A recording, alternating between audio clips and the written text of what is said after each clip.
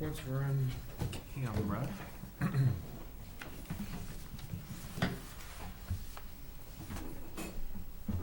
Okay, so we're ready to go. Good evening. I'd like to call the regular meeting for the North Branford Planning and Zoning Commission for November 17th to order. In attendance are regular members Halkran, Sienna, Galdenzi, and Dulac. First order of business is to review and approve the meeting minutes from the 3rd. Actually, regular member Leskovitz will be shortly joining us. So if you have a chance to just take a look, they were in your packet. I don't have a chance to review them. You can take a moment now, and Bill, you're going to abstain for that? Yep. Yep.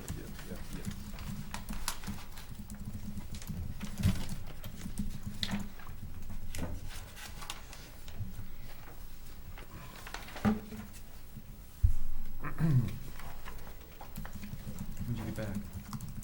I left. Oh, okay. Got back on the 15th. That's a quick trip.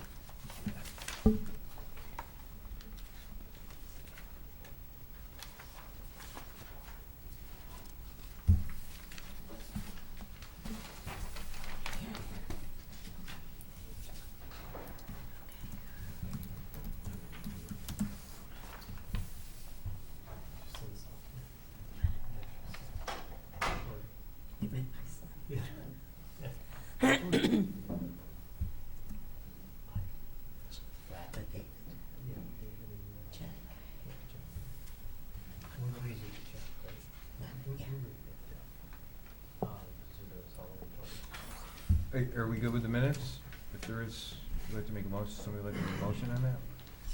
I made a motion, we approve the minutes of November 3rd, 2016. Second? Second. That's, I was a tie. We're gonna have to go to videotape on that one. Ron second that. Any discussion? All in favor? Aye? Abstain. And Bill abstains, that passes 4-0. Yeah, if you'd like to, Bill, that'd be I'd like nice. to make a motion to amend tonight's agenda to move 5B, which is under Town Planner's Report, which is a text amendment review, to the second order of business for tonight. Is there a second? A second. Any discussion on that? All in favor? Aye. Aye. Any opposed? Okay, so we'll move that 5B to, we'll put that up now, and then we'll follow the rest of the agenda from there. Okay, so each of you, I think, have in your packets, if you need extra copies, just let me know. These were potential text amendments to both the zoning regulations and the subdivision regulations.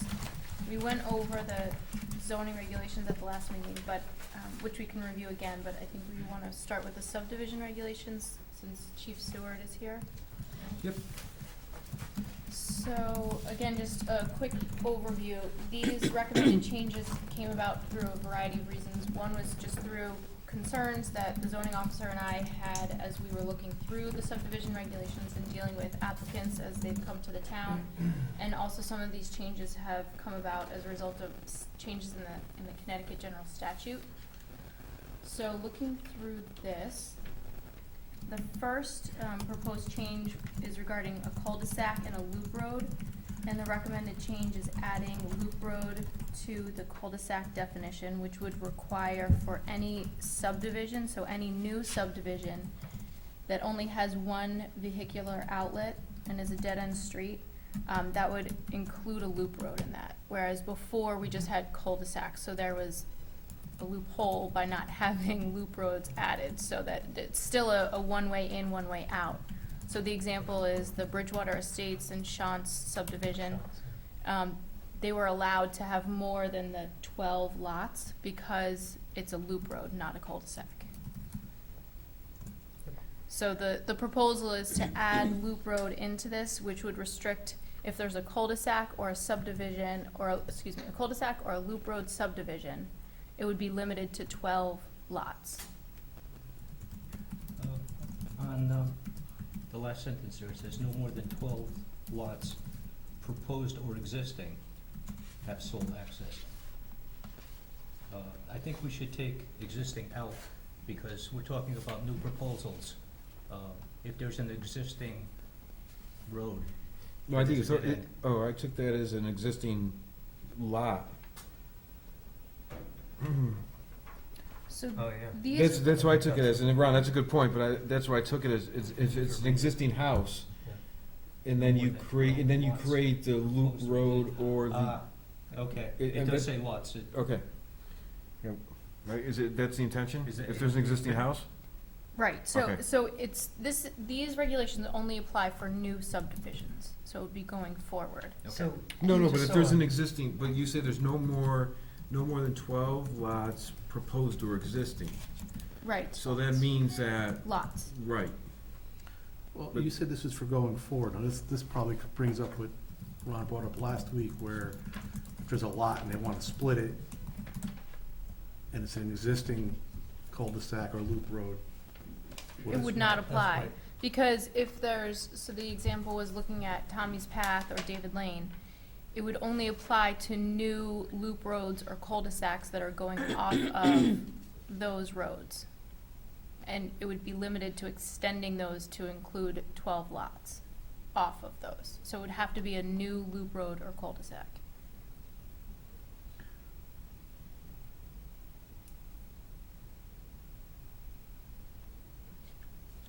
So if I read this correctly, if Sean's property was to come today, this was enacted, they would be limited to 12? Correct, It would, okay. right.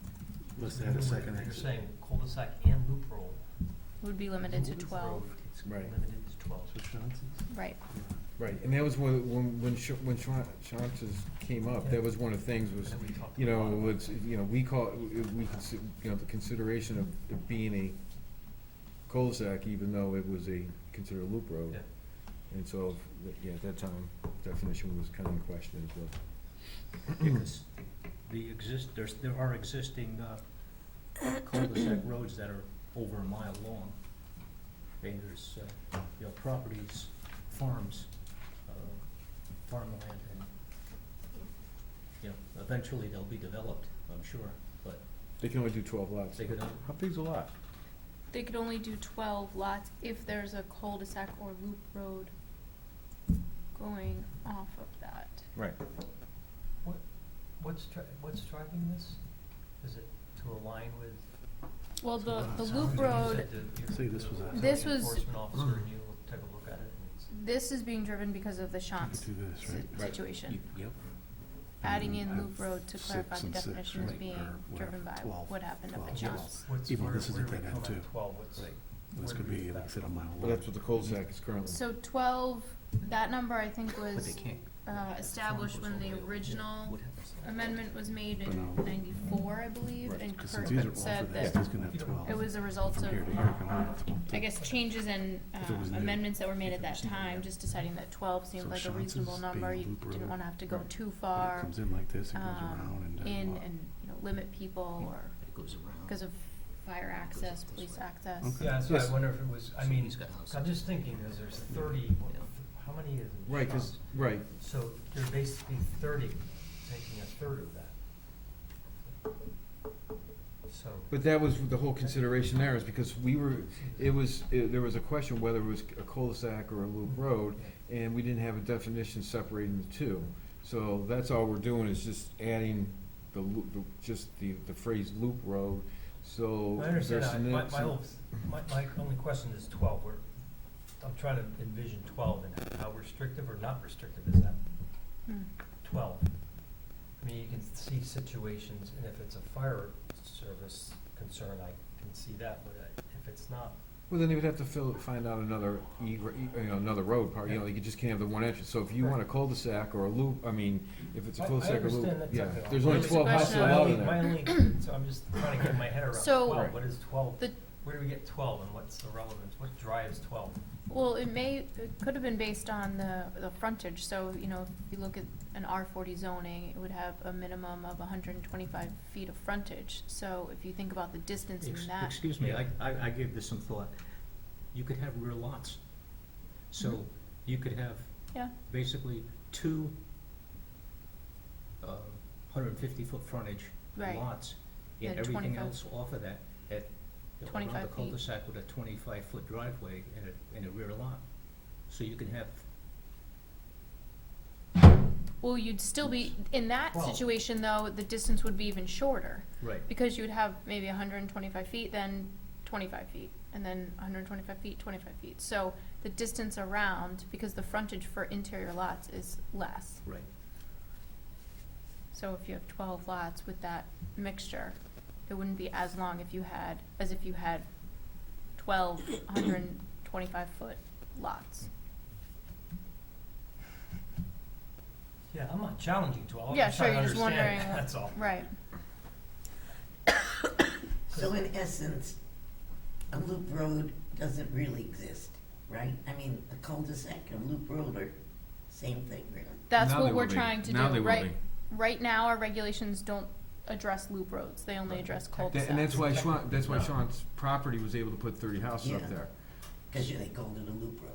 Right, and then we didn't have a definition for a loop road, that's why this is clarifying that.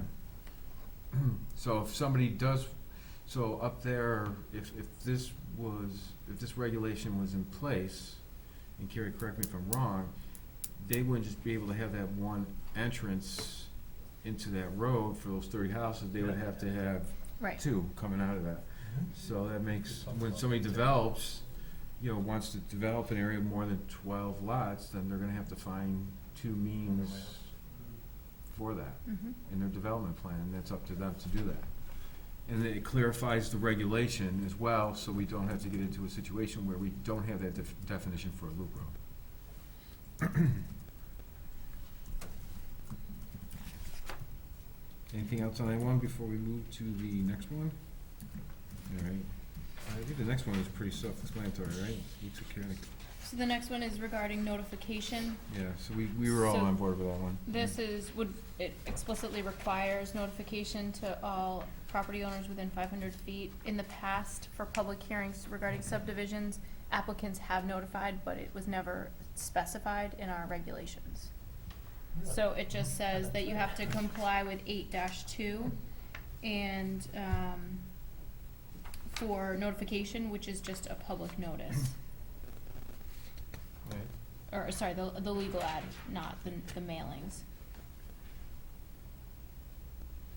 So I don't know if there's any questions about that. I think it was pretty Oh, clear. yeah, that's good. And then number 3 is talking about the fire suppression system. And this came about as a result of the, most recently, the 3-lot subdivision on Totucket Road. And we had met with the applicant, the fire chief made some recommendations, and the applicant decided not to go with those recommendations. But because we don't have anything in the regulations regarding fire suppression systems, we couldn't require them to provide anything.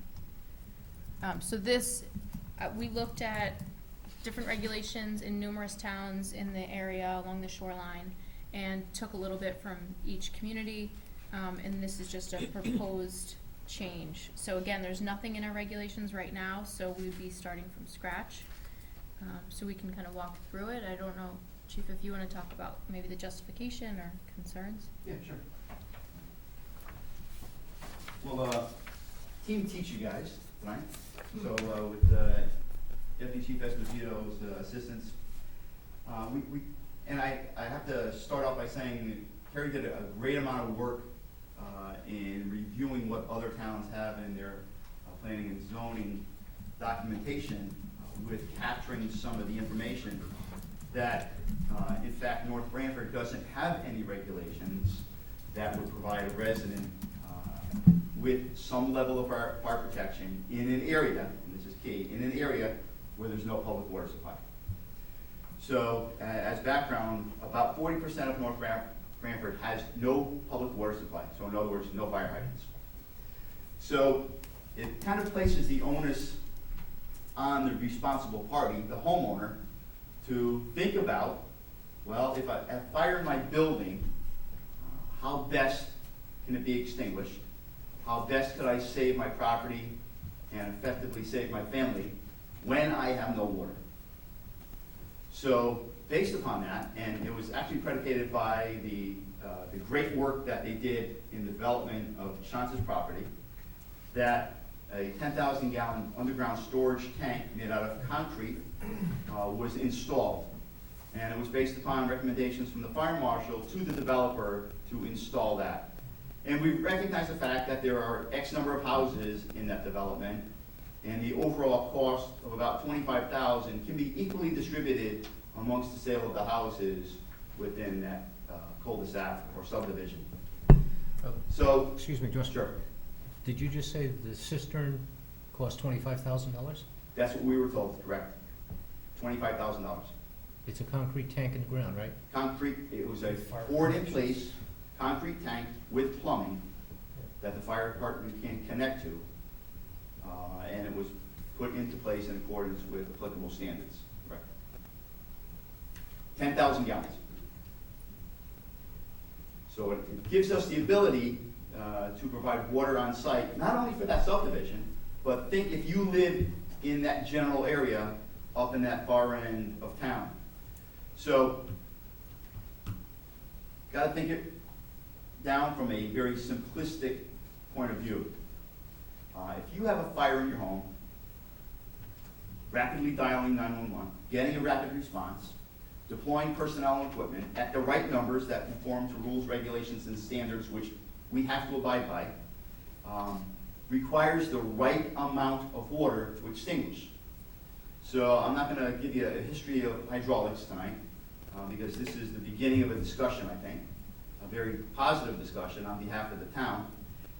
But think of it this way. How much water do I need to extinguish a fire in a home? Well, there's fire flow calculations, and that's predicated upon NFPA and the Insurance Services Office, ISO, who is kind of the rate-setting formula behind what you pay for fire insurance. So North Branford has an ISO rating, or Public Protection Classification 4Y. And that was done after a review in January of 2014. So what does that mean? Well, technically speaking, we have the same fire protection level as Branford right now, and they have a career fire department. We have the same level of fire protection. So the downside of a Class 4Y rating is that you pay more insurance, and it's directly related to the lack of water in most parts of the town, in and around the North Branford-Northford line, and then up towards the Durham line. Granted, there's some areas in this area, the North Branford area, which we call District 100, where there's limited water supply, but generally speaking, it's from the police station north. So, when thinking about that, and your house is on fire, it requires the extinguishment through a specific amount of gallons per minute delivery through a nozzle to extinguish the right amount of fire, which is producing high levels of British thermal units, BTUs. So there's a lot of mathematics here. So to keep it simple, if your house is on fire, the mathematical calculation for the fire ground incident commander is length by width divided by 3 times the percentage of involvement of the property. So let's just say, for example, I jotted down some really quick figures here for discussion tonight. So if I have a house that's 80 by 30, and I divide that by 3, I need 800 gallons per minute of water delivery to extinguish the fire. Now naturally, if only 25% of that total square area was involved, then it only takes 25% of that water, or about 200 gallons to extinguish. So let's go with worst case scenario, because that's what we plan on. So if I needed to deliver 800 gallons per minute, as the incident commander, I gotta look at how am I gonna deliver 800 gallons per minute. So it's based upon the size of hose I'm using, it's based upon the nozzle and the orifice of the nozzle that I'm going to deliver the water from, and my water supply. So if I had a fire in an area where there's a hydrant, I know I have a positive source of water, and I know I have a continuous and uninterrupted supply of water to deploy the personnel and equipment and lines to deliver 800 gallons per minute. Without that positive source of water, I'm limited to a couple things. First, I'm limited to the amount of water on the fire apparatus that arrives there first. I'm limited to what, in total, the fire apparatus that are on scene can deliver cumulatively. And I'm also limited to how much can I store on site in a porta-pond, a device that you erect, rectangular device that you dump water in, that you draft from, and to be able to continuously flow water. So think of it this way. An 1 3/4 hand line, which is the first hose line deployed into a residential structure, delivers about 180 gallons per minute. 180 gallons per minute. So I gotta think, if I only have 1,000 gallons of water on my tank, how many minutes of continuous water flow based upon a discharge of 180 gallons per minute am I gonna be able to maintain? And is that total quantity enough to extinguish a fire based upon the square footage involved? So in North Branford, our engines carry 1,000 gallons of water. Our engine tankers carry 2,000 gallons of water. The new tanker 3 carries 3,000 gallons of water. And our porta ponds that we have set up that are carried on engine tanker 11, engine tanker 22, hold 3,000 gallons of water. The porta pond carried on tanker 3 holds 3,500 gallons of water. Another limitation that we have is, do we have access to bring fire apparatus in, deploy our hand line, or do we have a small access road that the engine has to drive up that they deploy the hand line from? That's one hand line. And lay a feeder line, 5 or 6 inch hose, out to the street where other fire apparatus would set up the porta pond. And once they enter the contents of their tank into the porta pond, they gotta beat feet to the nearest hydrant and fill up. Or, in Company 3's district, they may go to Lanes Pond Road and fill up from that site. That all takes time. So, in effect, could you be delivering the quantity of water that you could run out of your supply from that porta pond by the time the engines got back and refilled? Absolutely. You could, based upon the hand line that you're deploying and what the output of that nozzle is. So nozzles in fire departments, and this is not only North Branford, it's in general, an 1 3/4 hand line with a smoothbore tip delivers about 180 gallons per minute. The aerial device on Tower 1 delivers about 1,000 gallons per minute. So if you don't have the quantity of water, first of all, you can't operate that device because it would be most ineffective. More importantly, by the time you fill the piping arrangement or the hose that leads to that nozzle, you'd be out of water to begin with. So people may say, well, I have a pool in my backyard, or there's a lake down the street, or there's a stream that goes over the bridge. Well, again, hydraulics comes into play. So lift from a height requires pressure. It requires an airtight system. I can't bring stuff into the fire pump from where that water is, so we have a device called a strainer at the end of the hose to prevent that. But that doesn't always prevent stuff from getting into the fire pump.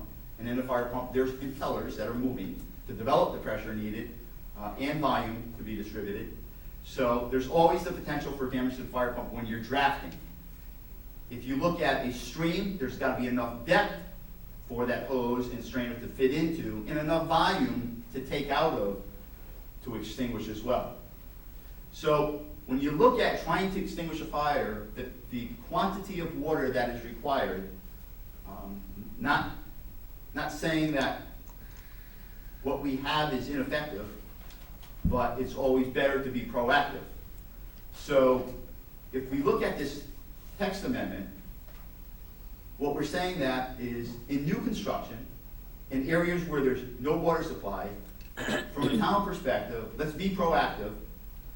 Unfortunately, the burden is placed upon the developer, but the bottom line is you're improving the level of safety for the future taxpayer, future homeowner in the community by having a positive source of water at the site where potentially there could be a fire.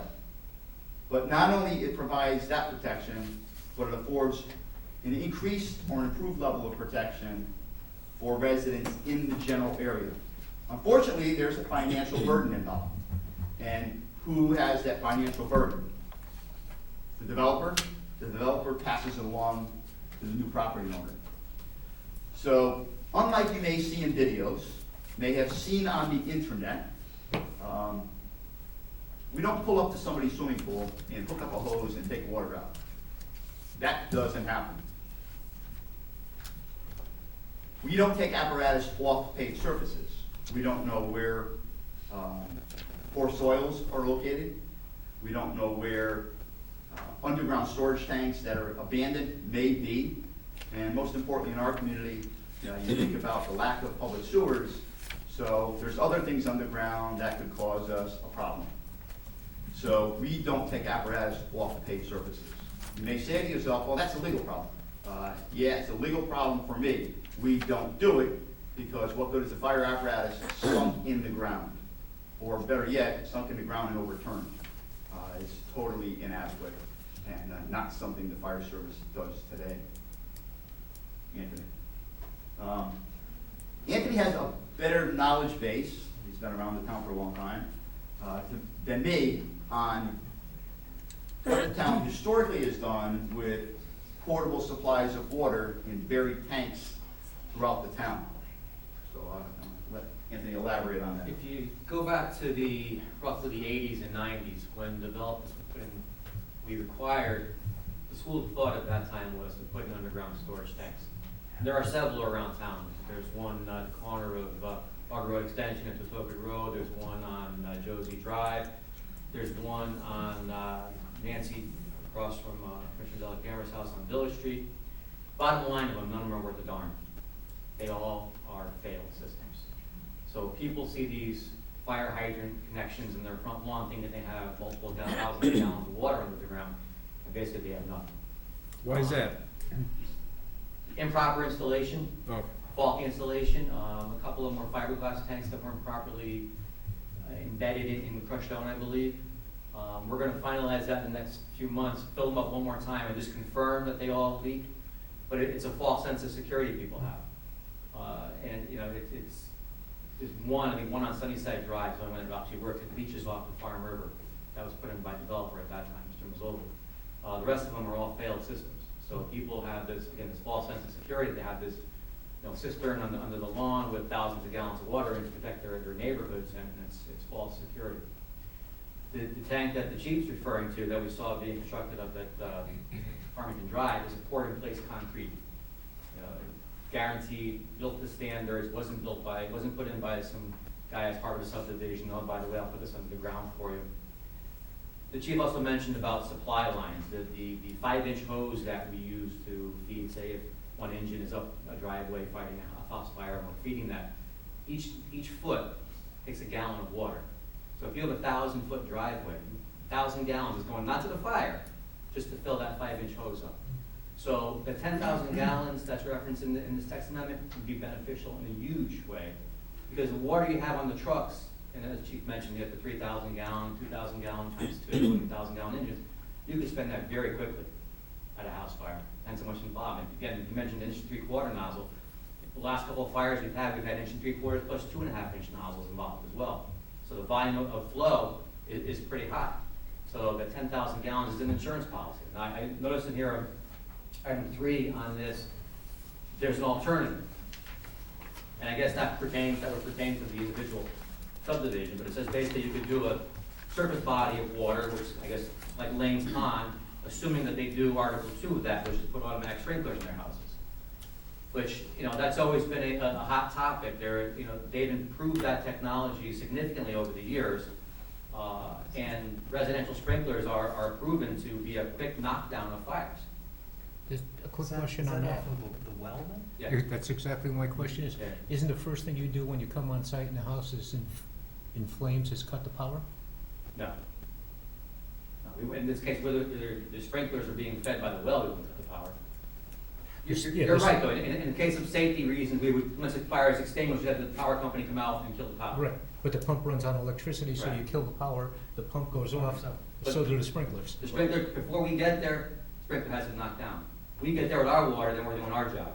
Residential sprinklers are very effective, yeah. They're very effective. Again, it's that quick knockdown. Before we get there with the fire department, it's, in that multiple delay of, calling 911, getting us activated, getting to the firehouse, getting the trucks there and so on, sprinkler can knock it down on its own. So that might be a reasonable alternative, and I don't know the cost off the top of my head, what it would cost for a residence to put that in. That might be an alternative to the $25,000 cost that Commissioner Sienna mentioned about, it's a steep cost.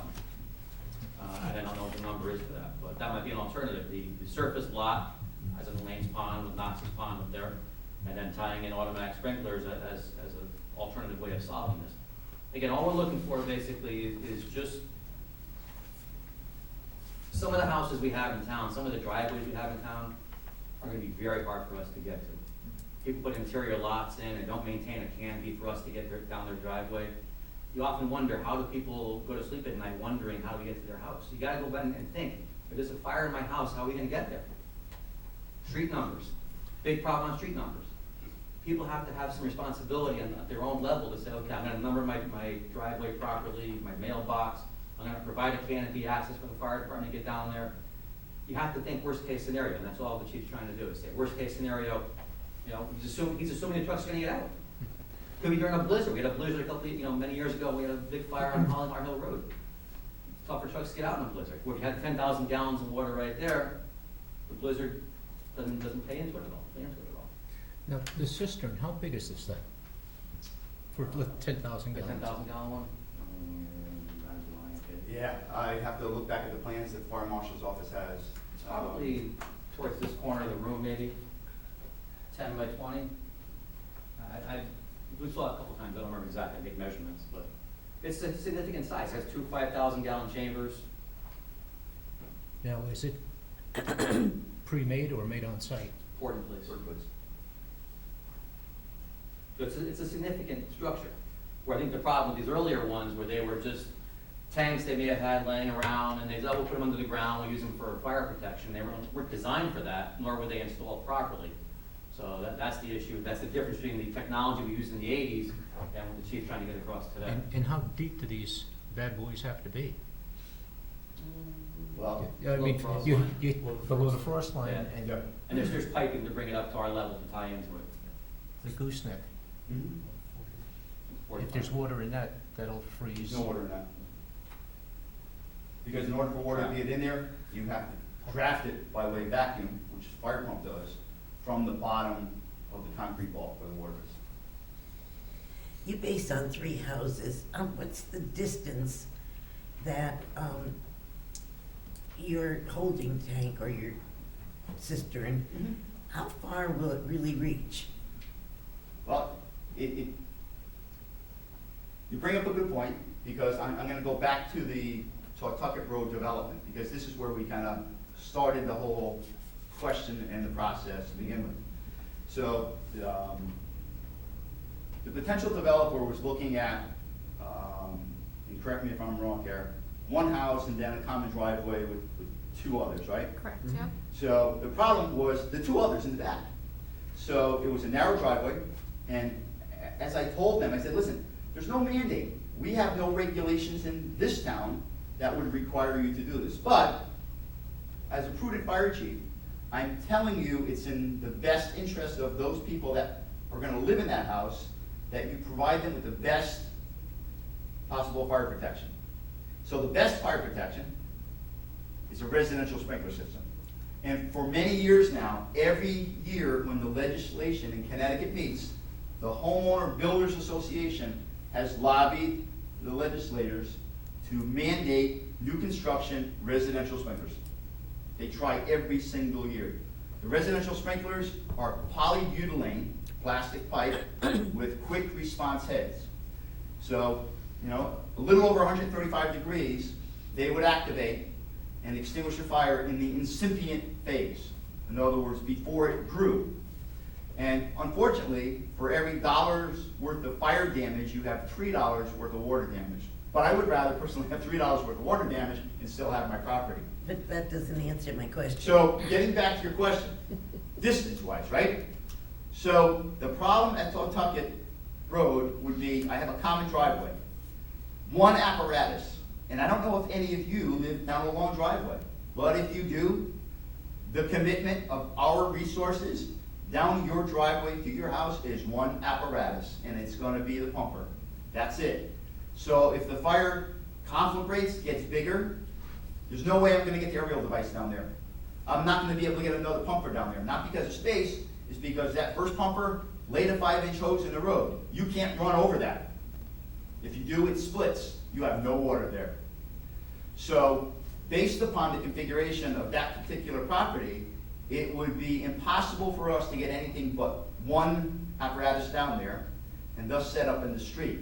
As we told the developer, the closest hydrant is on the corner of Mill and Pawtucket. And if I calculated it right, it was just a little over, it was a little under a half a mile. So laying hose from that point down to the nearest hydrant would be fruitless. So it means setting up a porta pond at the end of that driveway with one apparatus in there. So we're limited on how many hand lines we can deploy. Therefore, I'm limited on how much water I can deploy and shuttle water back and forth. It takes time. In a fire, you don't have time. But if your development is Yeah. just 3 houses in a row, Much different scenario. yeah, Much different because scenario. most of the time, that's the way they are. Correct. So, how far would that, you be able to get water? Just to those 3? Well, Or- it would service those 3 because that's what we were talking to the developer about. But remember, it's not just, it doesn't belong to them.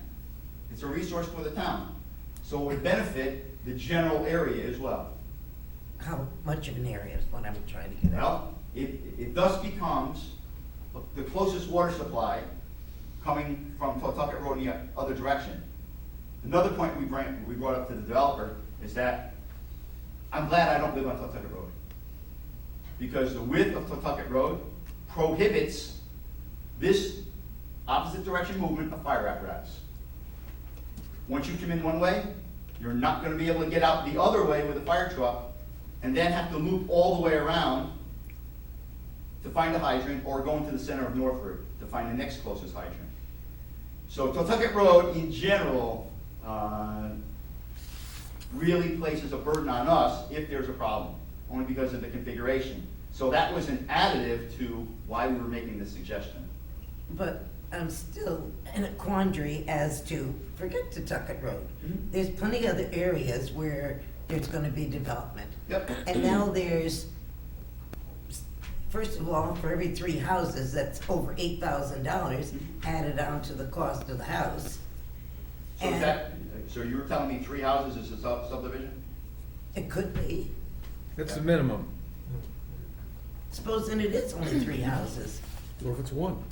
It's, no, it's No, not, if no, it's- this is yeah. 3 or It It more. would have to be, well, Yeah. for a subdivision regulation, it would have to be 3 Right. homes as well, for subdivision. But, and then this regulation, we had said 3 or more lots, and then the building square footage, equaling 3,000 square feet or more. How many house fires do you have a year? How many house fires do we have a year that result in significant monetary loss? On an average, 3 to 4. And you know what? That is tremendous. That says a lot for this community. Well, sir, I still didn't get an answer to my question. I got 3 houses in a row. Yep. How much value is it to those 3 plus the surrounding area? In other words, what will it really encompass? Okay. So, I mean, because those 3 houses are essentially gonna pay for the houses across the street, and I can't believe that their fire insurance is going down because of it. It will. By all that's means, I need to get be calls on seen. a routine basis from insurance carriers, for people buying potential homes in this town, and they ask, where is the closest water supply? That makes a big difference in your homeowner's insurance. I challenge you to call your property Well, I think to get to your point, look at the one on the corner of Log Road Extension and. Which you say is worthless. Worthless. But supposing it Say we were, put a 10,000 gallon tank there. All the area out to Forest Road, Pawtucket Road South, Auger Road Extension, Autumn Court, Pawtucket Road. Where there's no hydrants. North, that'd be the closest hydrant. So where else beside that would you go? Go back to Norfolk Center, down to Mill Road. so what you're saying is, It's a if that huge tank geographic worked, area, correct. you would be able to encompass that It becomes the water closest water to supply. all that area. Exactly. They can go refill. It's a surplus supply. Tanker or refill these Exactly. portable. So here's the question So they're now, going to refill. Yeah, I got that. all those tanks that have failed, Yes. those homeowners have got a reduced insurance because those were there when they got their homeowners. Theoretically, yeah. So now, have all those homeowners' insurance companies been notified that these tanks are no longer in service? We're gonna confirm that over the winter and the spring. So they don't know they're not working. I don't believe so. I mean, I'm kind of laughing at this, reduced insurance. I live on Orga Road Extension. Exactly. There's never been a reduction because 3 houses down, if it worked, Right. and supposedly at the time it was working, Right. I never saw any reduction in my fire insurance because of it. If So- you were soliciting for a new agent or a new policy, as the chief mentioned, they call fire marshal's office, they call town hall regularly and say, okay, what's my closest hydrant? They What's my do. closest fire hose?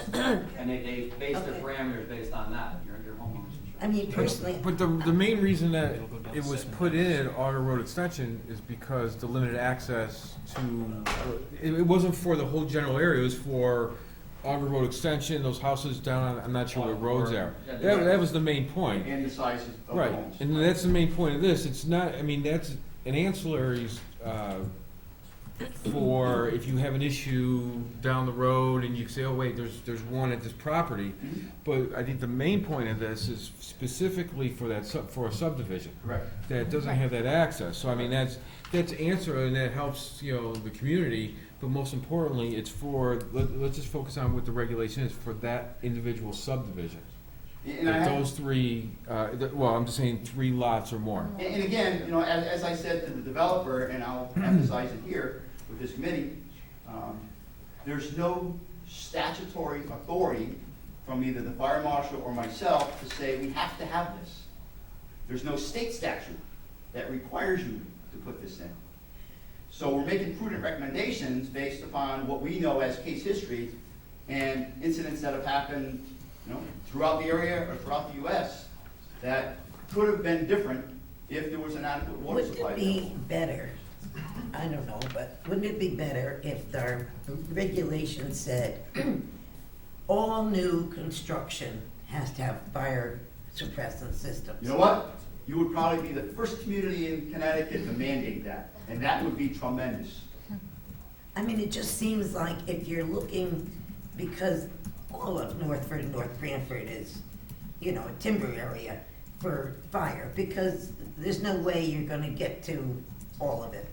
And a lot of old homes and everything. I don't know what it would cost to put that in. It would seem like, and I'm going on a 3-lot subdivision now, that it couldn't cost $8,000 in the initial building to put these pipes in and these valves.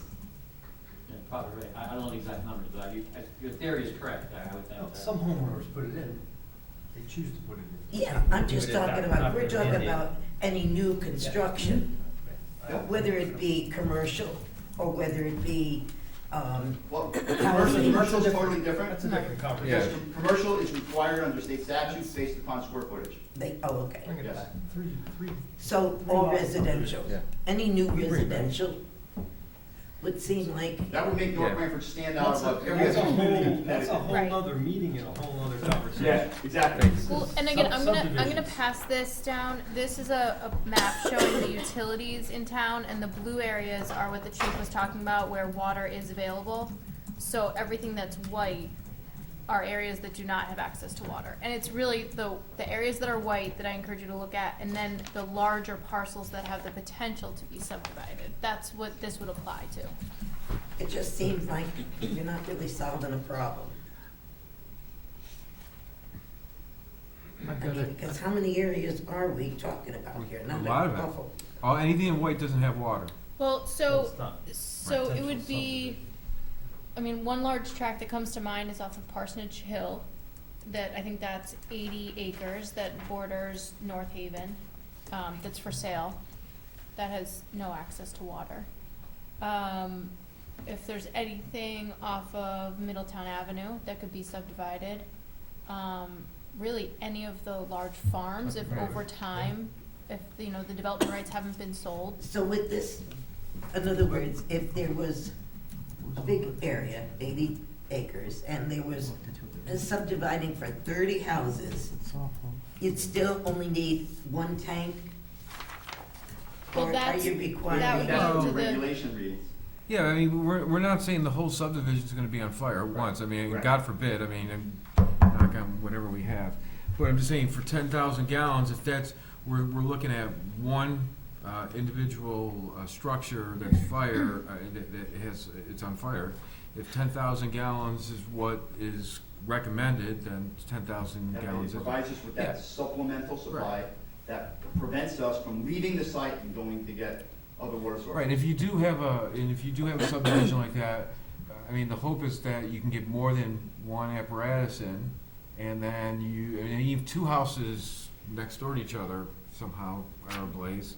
You have enough apparatus, and then water sources from the multiple pumps, the porta ponds, is it? Yes. Porta ponds, and also close other, areas you can pump some water out. And then, I mean, the biggest thing about a suburban area, which we are versus an urban area, is we have very good sidelines between properties. So we have distances between wooden structures. So if you have a well-involved wooden structure here, then I have a significant distance between the next structure before I have to worry about an exposure problem, radiant heat. In an urban area where you have 15 feet between houses, you get multiple houses burning simultaneously. So, you know, again, we, you know, live in a rural area, so we have that benefit of having good distances between homes. Yeah, and let, one thing is, this is a proposed change. Right, exactly. We're not trying to solve the world all tonight. All we're trying to do is, got some good information. Great discussion. Exactly, and then if we do add this in, you know, to go to public hearing with this, Have an application. we can tweak it. Right. And it can be denied, you know, we have public input as well, which I think on this subject, it's very important. And we can make some changes to it, but again, let's not try to solve the whole world tonight. Okay, the things right off the top of my head. What are the specs on this? Let's say, I put one of these, do I put it on my property, or do I put it on, there's X amount of feet on each side of the road, do I put it on the town property? So that's a good point, and Carrie can elaborate on that, because that was It's gonna be discussed. deeded to the Ron, town. it's on section 1, is that, I mean, it would be up to the, I'm sure the developer, but the land where the tank is located shall be monumented and deeded to the town of North Branford.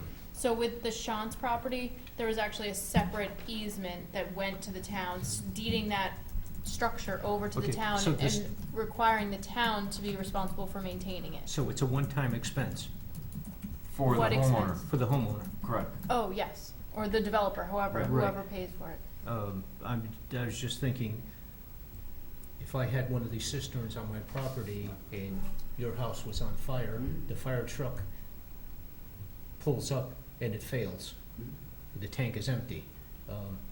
What's the legal ramifications for me on my property? I'll, as the fire chief now, at Shanta's property, it's gonna be regularly checked. So Mhm. we know it's filled. It's concrete, it was pressure tested, so we know for the most part, it was engineered properly, it was installed properly, and the water is not gonna leave that concrete vault. And then, so just to keep on going on that, let's say you did all that, and I'm sure the structure of Shanta's property is much different than the ones that failed, but let's just say, over time, you checked it, it was pressurized, it was filled with water, there's a fire up there, God forbid, and you get up there and there was a leak. Where would the liability fall? Does that fall on the town? I mean, because we're making our best effort, but again, we also have to look at the liability for the And town. I don't want I to would say ask the it's same your fault. question to the town, because nothing has ever been brought back to the Board of Fire Commissioners, and they're the authority having jurisdiction over the fire department, about the management of water supplies that may be agreed upon by the town and developers. So should So we they, agreed to fill chances, should they to review make sure this it worked. as part of this discussion? Pardon? Should the board review this? So I would think, yes, at some point, it's gotta be brought to the authority having jurisdiction. Either, Is three from our regulations, right? I don't think Three lots. well, it's a subdivision. Three Subdivision. was what was Still look at building proposed, from again, another everything water. in bold is Doesn't new, guarantee so that was a you're gonna number that get your we, house out even. oh, shit. The number 3 Bill's asking about, that came as part of our discussion. Other communities have different numbers. But our minimum subdivision is 3 lots. Oh, yes, Yeah, I'm so sorry, we I thought had- you were asking yeah. about the 3. Well, I'm That's asking its about minimum. this. So a subdivision in North Branford, you have to have a minimum of 3 lots. So- That's why we Well, got Well, this that's the three. Yeah. definition of a subdivision, but that's, Right. we came up with kind of, quite honestly, the lowest number that is possible. And when Right. you look at other communities, Madison and Guilford have 10 or more lots. Yeah, for Right. Other communities that we looked at, another one had 7. It all requires depends fire on, protection. correct, that water triggers supply. it, right, so Yep. that's the threshold. Yeah, that's where I'm, And that's something we could discuss, yeah, I when, think we we'll bring it out need there. to discuss that. Yeah. You know, one more quick question. Three's not. We're talking cisterns, and we're talking sprinklers, and we're talking cost, 25K, and a lot of maintenance on your part. Well, What- hopefully it what- doesn't what- require much maintenance, it's Yeah. concrete. The trucks have to go around and test them a couple of times a year. But would it be more advantageous to have, let's say, a mandatory sprinkler system over, in a mechanical room of the house, as opposed to a cistern until, Well, cost effective is what I'm looking at, to get Cost the best, effective? to get the most bang for your buck. Cost effective and life safety. The sprinkler systems in general save lives. Right? You've probably heard that before. Mhm. So the earliest a detector, and that's what a sprinkler head is triggered and activated, the smaller the fire is, the quicker the extinguishment, the less water is used. So if you have a fire in that corner, and this is all hydraulically and engineered for the type of building, and the distance from any location in a room dictates the number of sprinkler heads in an area. That one sprinkler head is probably gonna be the only thing that gets activated, and it may put out, off the top of my head, it may put out 15 gallons per minute. So it may extinguish that fire under 15 minutes. So that's the amount of water that you have damaged in the property that you have damaged in the home from the water. Until somebody goes down, and hopefully you've called 911 because your alarm would have gone off with the activation of the sprinkler system. And either you, or when we get there, we shut the water supply off after we make sure the fire is extinguished. So, unlike sprinkler systems in commercial structures that are heated, in residential structures, your pipes are filled with air. It's called a dry system. So, not only do you have a water supply, if you don't have city water, so you have a water tank on hand that has the amount of water required that's been engineered to extinguish a fire based upon the output of the sprinkler head. And you also have an air pump and valves in the system that your piping is filled with air, and there's a dry valve assembly with a ratio of atmospheric air to water, in which when the sprinkler head opens up, the clapper valve opens, the air is expelled, and the water flows to start the extinguishment. So there's a couple different components that would be required to be installed and probably placed in a mechanical room in your building, in your home. And it requires maintenance on your part. All right, but, you know, what I'm thinking here, it can't cost 25,000, and this would be the first line of defense, if my house caught on fire. Absolutely. You know, Ron, the important thing is to Yeah. get out of the Ron, house. I don't think we're gonna start talking about mandating in-house sprinkler systems on part of this. We're talking about doing cisterns, right? Right. And we were talking of, also, I believe in here said something about sprinklers. That's in So- lieu of, if you don't wanna go with a cistern, you can. Correct. So Exactly. we- The subdivision, the Exactly. person building the subdivision. Again, yeah, again, So that's an option they this have. is just a discussion whether to put this up to public hearing. We can make any types of changes when they, when we get some feedback from different boards and, and then some from the public too. I mean, Okay, just one more thing. Obviously, I'm more interested in this. Can we get a spec sheet on the costs of the cistern as opposed to a cost of a sprinkler system in a mechanical room? And what would be more advantageous for the fire department? And So the last, we don't need a written response for, so the sprinkler system is your best line of defense. So we could, without any problem, provide you with a spec sheet, the engineering cost for as it says here, a 10,000 gallon underground water storage container to hold water and associated plumbing. And you tell me the square footage of a home in which you want to put a sprinkler system in. Give me a number. 1,800. 1,800? I don't know. That's a pretty small house. Well, how about just in the mechanical room? Yeah, that's why We need piping. I need piping, calculations, hydraulics. Ron's question, like a risk assessment. Yeah, Himself thinking that a mechanical space is the most Exactly. likely source, but It's the it corner could of be the from a basement candle, opposite it where could be your from utilities electrical are. fire, it could be from many sources. Home fires start in many areas, not just a mechanical space, so. But They're saying it really you're has to be. thinking of the mechanical part of the system in your home, right? No, I was He thinking was about saying- my furnace. Yep, More than likely, if anything's gonna catch on fire, it's my furnace, fed by. probably not.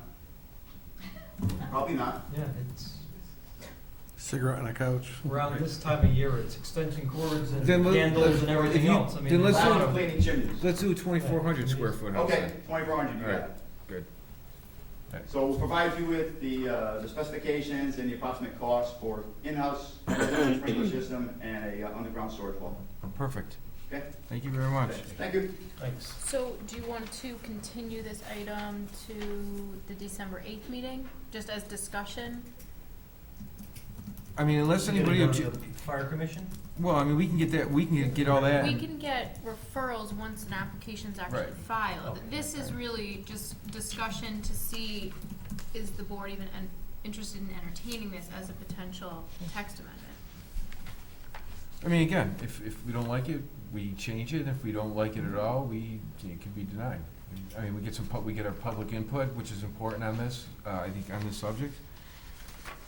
And again, we're not trying to solve it all. We can tweak this. There's if it's a lot size, we can change that. We can change the number of gallons. I mean, there could be, we get the input necessary at that time. So, I mean, if we're comfortable with the language in this so far, then we can put it out for public hearing and hear it sometime in January.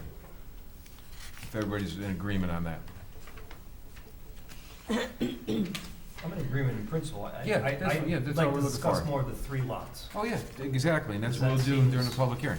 Absolutely. Frankly, it seems Are we in like- agreement that we just move forward with it as is, and then we can tweak it as we go? All right. So I'll put together an application on behalf of the Planning and Zoning Commission and bring it to the next meeting on December 8th, which is when you'll accept Yep. it. And what I propose is to do a meeting, January 19th, public hearing. Okay, Yep. we can talk about that Very good. then. Okay. Then, do We're we just- wanna do the zoning regulations? No, we'll skip, Okay, we'll come back to that, okay. all right? All right, thank you very much. Thank you. Guys. We're gonna go to old business, which is PZ application 2016-12.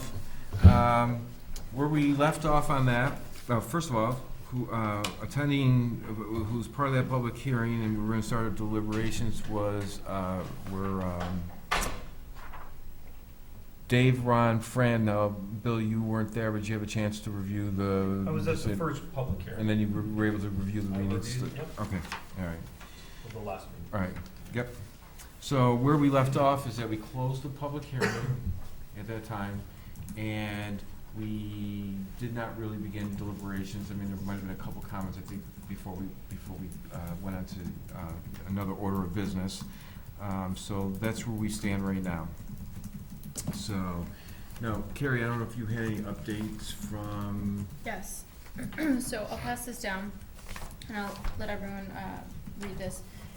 This is, at the last meeting, there was some question about what our zoning officer would say and whether or not he's received any complaints or concerns. So this is a memo from Tom Hogarty, the zoning officer, saying that he had met with Dan Walsh of Basswood Drive to discuss 2450 Foxen Road.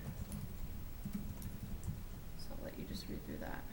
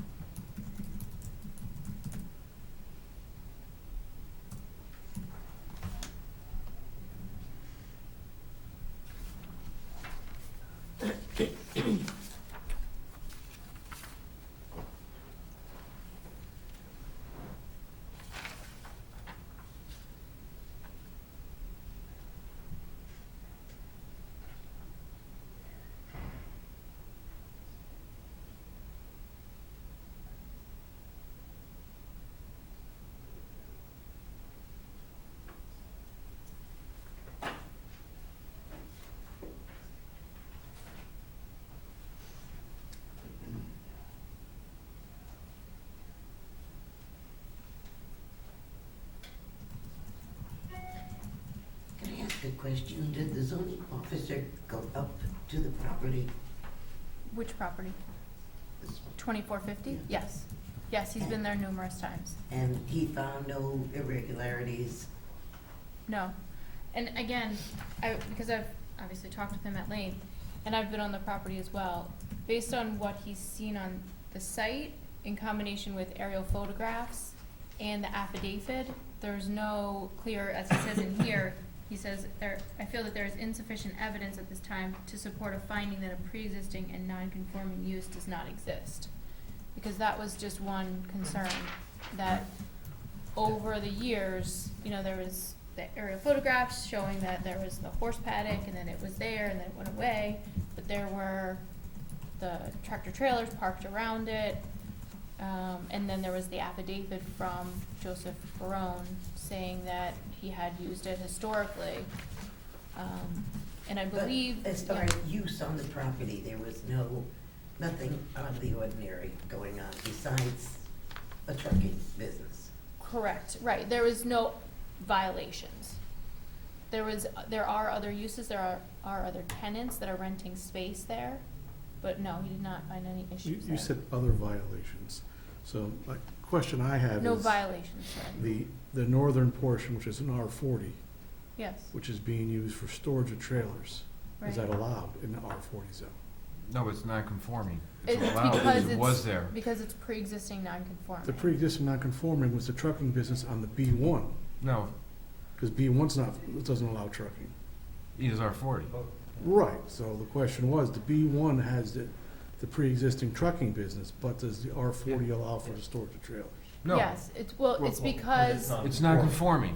It was. Today, it would not, if you tried to Right. do it, no. Right. But it's pre-existing, so it's a pre-existing non-conforming use right, and of an based on the R40 zone. affidavit that was provided by the prior owner, that had said in there, and I think I have a copy of it as well, that the use extended up to the northern portion of the property. I used the northernmost section of the property for the storage of equipment and vehicles up to, and on some occasions over, the abutting property line to the north and west, which I also owned. Which we still saw that on the abutting property in the current photographs that we saw the first time we discussed it.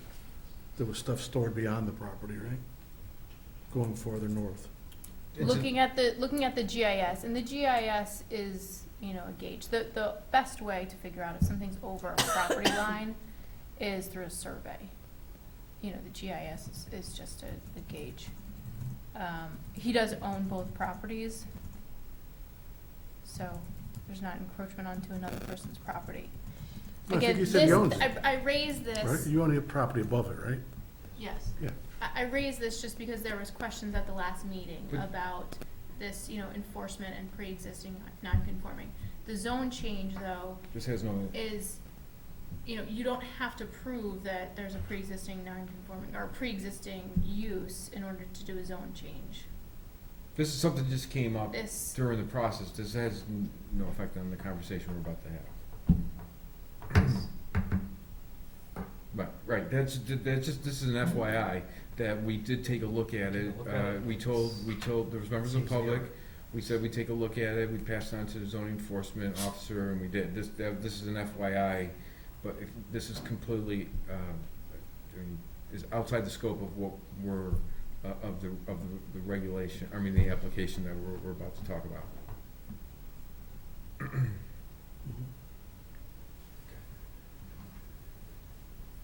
so I don't know if there are any other questions or discussion. So let's talk about, Let me, okay. So the zone change yeah, let's, expands B1 to this R40 parcel, cannot be used for trucking. The pre-existing can obviously, but the expanded use cannot. But it can be business. Only, yeah, so they can continue where the non-conforming. sorry. Yeah, I know We the should- the non-conforming remains trucking, so this expanded B1, they can't spill over and take that over as trucking because it's not allowed in that B1 zone. And then the They northern, can do other business. right, and then the northern portion, where we were just talking about it, that has some storage of trucks on it. On R40. Any site plan that comes in under B1 would not allow that. That would have to be, the scope would have to be reduced, Hold back. right. So, yeah, okay. But I think, I mean, some of the questions, you know, are like, I just think this sheet shows it best. I'll let Carrie pass this out first. So you'll see where it says parcel B, right here. So this is what's zone B1 currently. What the proposal is to change this northern portion to B1. And then it continues, they had to do the match line, see right here? This actually goes yeah, up yes, slightly. Yes. So this, yeah, it's down there. So So- this is what's currently R40 and is being proposed as B1, and then this is to the east is also currently R40 and is proposed B1.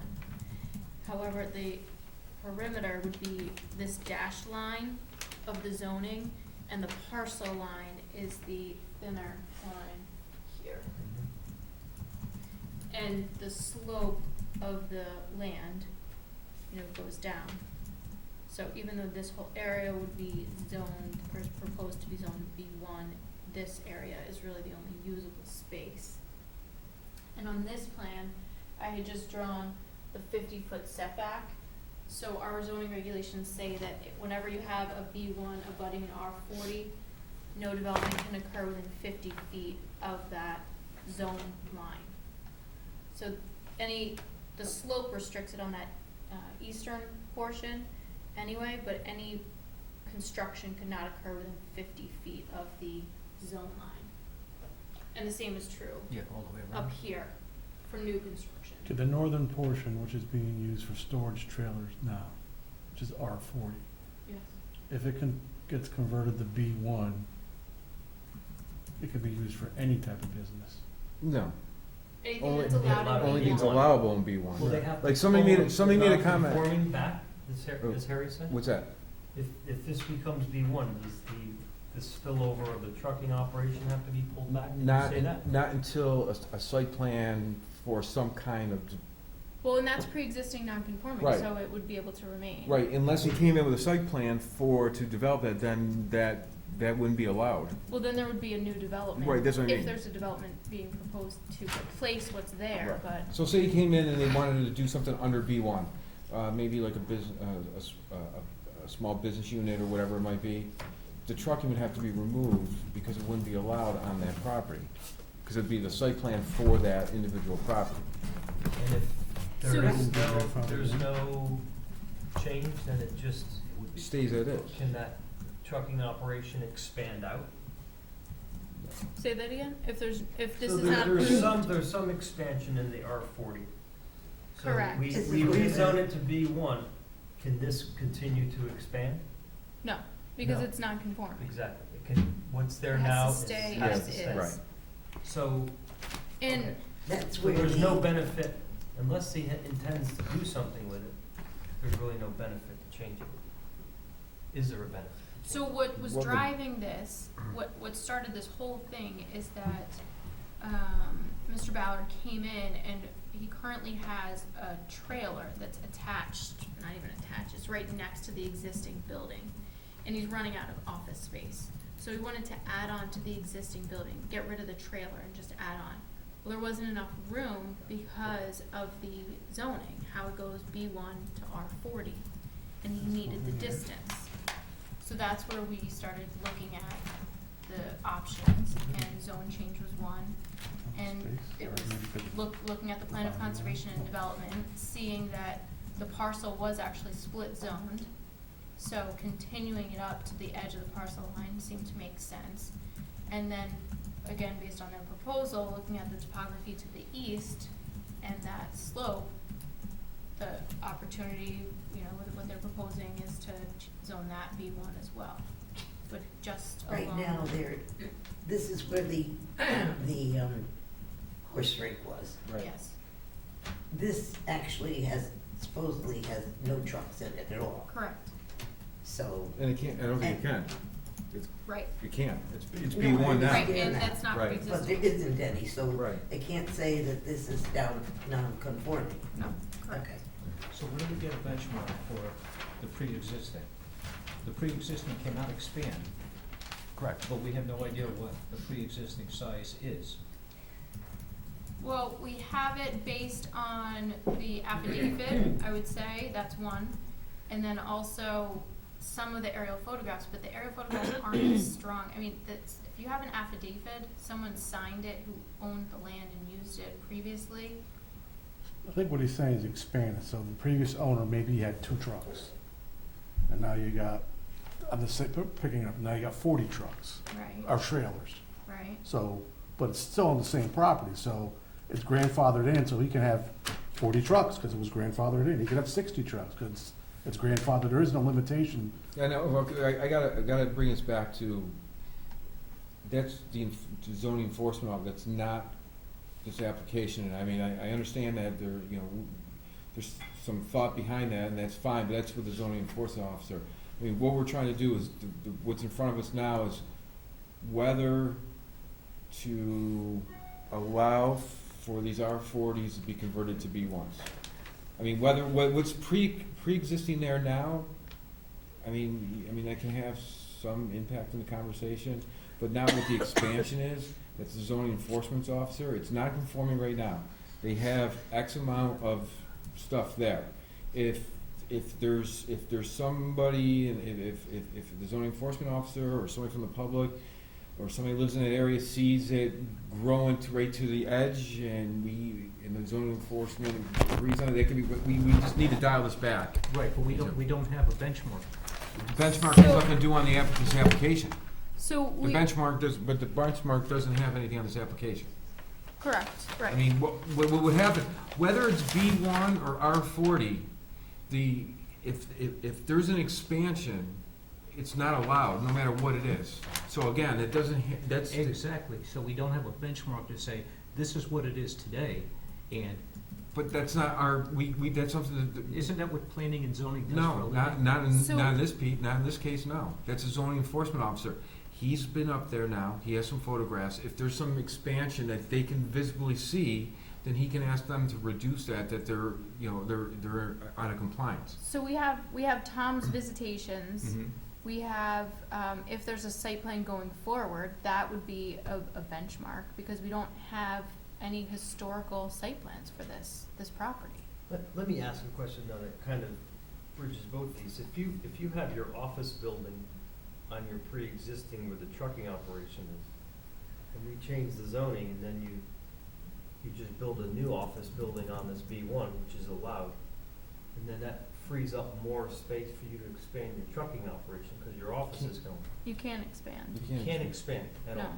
You can't even though When that you say- office was on the I don't know if existing it's part of it. So you can't, the office space, that's office, but expanding as far as having I'm saying more you- trucks, Yeah. oh, If you move Yeah, he could the put a new office, truck you on can't, that space. you say, you can't park 6 trucks here because there's an office. You move your office and build a new one in this new B1 zone, which is allowed for offices. Now this other building, you demolish that, now you have room for 6 more trucks. I'm just using that Right. as an example. because Can you do that? you can't expand a pre-existing non-conforming. Yeah, but, It's a lot on the whole property, I mean, right? what you're It's a saying what? is that he cannot add more trucks? He cannot, it's non-conforming. So whether he has 10 trucks or 40 trucks, That's what I said. if he has 40 trucks today, he can have 50 tomorrow because it's on that non-conforming property. But you can't expand a non-conforming use. He's not Not expanding the use, property, he's using the But it's already property. being used as a trucking company. Yeah, that's what I mean. You're still in the So- footprint of this. Yeah, it this stays within the non-conforming, existing you're just pulling property, the office this out. has more Now you- vehicles. You're just It's putting still more allowed. If it's within that footprint, you Right. can't It's in- expand. That's what I mean, if it's in Right, the footprint. right, if When it's you- in the This footprint. We know office- he can't office- expand I'm just using beyond that as an what's example. non-conforming. Right. But what's in there, Yes, you can, and you can add more, whatever. as long as it's within that Right, footprint. right, that's what he's asking. Can we have a motion on this, or? Well, we Well, I haven't got to gotta the talk, yeah. discussion yet. I've got to The wait. reason I asked that is because a lot of the public hearing comments I got were, 2:45 in the morning, truck operations going on, 3:30, and, 11:30 when my 4-year-old's trying to go to sleep. There's a lot of activity there. I'm just concerned that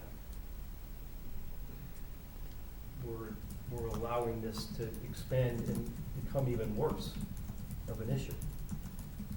That's something for me, I need to consider and get my head around. So, That's- I'm gonna, and I agree that you're talking about the expansion, but let's say in the northern section of the property, okay, that you said, like, that's where they put their building in there, like an office building. When they come with a site plan on that, any trucks that are on that B1 property are no longer allowed. So they have to pull them back in to that existing footprint. I don't think that's what he's saying. No, Yeah. that's, He's asking. no, I don't, no, I'm I just think taking. the operation itself is Right. very noisy, and it's apparently And it that has occurs nothing at to do all with times of this the day. zoning change, though. I mean, if the No, operation you're is talking about, you're noisy. talking about, I understand what Bill's saying. Bill's saying if you move the building into this new, if it's B1, right? You're Yeah. gonna put a building in there, right? And then that building space is going to allow for more trucks, right? No, it could, Possibly, right. yeah. But if you put that building in B1, and there's some existing trucks there now, right? Mhm. When you come in for a site plan for that building, I don't think the ones here are necessarily making the issue. I think the entire I know, but operation's you- making. I- So I understand that, but just, I'm- you're you're not letting me trying to- finish. Well, you're trying to say that these will get pulled out. I'm not saying these are the ones that are the only problem. I think the whole operation is making noise, not just the ones in the I north. understand that, but what I'm So- just saying that, you said, I'm just trying to, I know. no, I mean, you let me finish. If, you said that by moving the building, you can allow more trucks in that area, where the building's being removed from, the new building, right? But in that, where that building's going, Yeah. there's trucks there, it has to be pulled back in there. Right. So, I'm just saying that property, increasing the more trucks here, it's coming from, maybe they're pulling some from that Yeah. property that you can't have it. But you're Yeah. not listening to what he's I saying. hear No, I know exactly. what he said. Yeah, I but I'm just saying you the also opposite. are saying that It's the net, it noise might be and net the zero. whole thing. Right. That is not anything to do with changing the zoning. That has to do with the enforcement officer, if there's noise going on in the Right. middle of the night, for them to go in Because there. the base operation is not changing. Right. 'Cause it's So not if conforming. this is a problem with neighbors, that's where the enforcement officer should do something about it. Right, or the It police, has yeah. nothing to do with the. Oh, I agree, I was just, yeah, I got you, yeah. You're right. Well, Yeah. one thing too, if the northern property is converted to B1, does the pre-existing non-conforming use go away? No, until a site plan comes. Well, on that even property. with a site plan, even with a building, would it go away? With the It's site pre-existing. plan, It depends on where the building is and what it depends on the proposal. If there's a site plan proposal to replace or occupy that entirely newly zoned area, then that would occupy that pre-existing non-conforming area. So then they would lose that use. They would abandon the use because they're showing a plan to replace that pre-existing non-conforming. Only a portion of it. Well, right, so that would be the portion that would be abandoned. Because right now he's got a trailer, he wants to build a permanent building maybe, the same size as the trailer, so what limitations would that require around it, right? I mean, I see trucks parked around buildings all the time. Well, right, the building of the office space would be the concept anyway, and again, they're not held to this, but it would be attaching, adding on, I don't even know, just on the conservative side, or, 40, 50 feet, probably not even 20 feet, 10 feet? 25 feet onto the northern portion no, this is the northern portion. That's of what the I'm saying. building. Right, just, so And that's, because not the northern part, distance- not. No, you have another bay. The R40, right, yeah, right. And I know one of my goals for the next few months is to just really try and focus on the long-term plan. So at some point during this discussion, I just encourage everyone to just think about both sides of this, of the long-term planning for rezoning this B1. So the Plan of Conservation and Development talks about rezoning that so that the entire parcel is the same zoning. Yes, that would allow, going back to a discussion that was at the last meeting, if there was a site plan required for something in B1, it would be site plan. If the commission wanted to have a public hearing, they could. They don't have to have a public hearing on that, whatever that allowed use is. If it's allowed under B1 through site plan, then if you meet the requirements, then it needs to be approved. But just thinking about the long-term plan of the town and zoning-wise, having a parcel that is split zoned just arbitrarily can be challenging. I just put that out there. The area to the east is being proposed to be split zoned, and there are residences that are there. It is near Route 80. The topography seems to work well as far as having only a portion of it zoned or being proposed to be zoned B1. And I think the larger benefit of both of these is that there is existing wooded area between this area and the Sea Hill Road and Basswood streets. And the likelihood. There is still being able to noise, develop clearly, this- people hear it and, The likelihood of being able to develop this for housing is kind of negligible. I would say none, but especially with the existing non-conforming business on it. Right, I mean, there's really not many ways to get in and out of there. So, I mean, it would make sense to make it all business. It's advantageous as a tax benefit that if he decides to put a row of offices in there or whatever. And Pam, and Fran, just to piggyback on that, so those two areas right now are, he's not planning on putting any, his I own building, right? understand. Right. So, you're starting, like Carrie's thinking long plan. Now, if these are B1 and the applicant and his testimony, was like, the future, the trucking business is not necessarily where he wants to see it go. But, so I was thinking that if you have these two B1 zones, and you wanna put some kind of office in there, how many, vacancies would you be able to fill if you put a business there, some professional business or office in there with a trucking business in there? You probably, just like you said, as far as R40 is gonna be, there's probably no chance. A business or professional But development, what you're saying is, on the long term, he's gonna have to reduce his footprint if he wants to develop that. that he wants to move his trucking business, because this is a national company, isn't it? Aren't you part of a national company? Regional. Regional.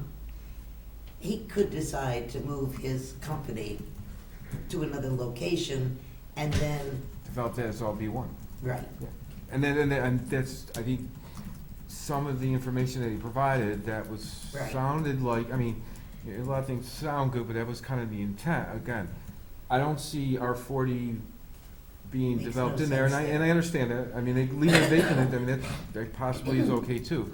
But also, if you want to put something in there that falls within the B1 district, or, the uses, permitted uses in the B1 districts, they would have to do something with, the truck cleanup and stuff, because otherwise, who would wanna rent into that? So I understand where he was saying that, he worked on the eastern portion, cleaned it up to his, and it cost him some money to get the other, the group pulled out of there. So, I mean, if we're looking long range, that being B1 with the potential of being developed, is something might occur to reduce that footprint of that non-conforming use, which is which is there now. So, just a thought on that.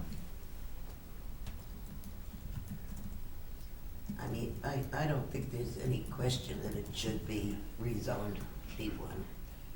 And the objections that the neighbors have, I think should be taken up with a zoning officer.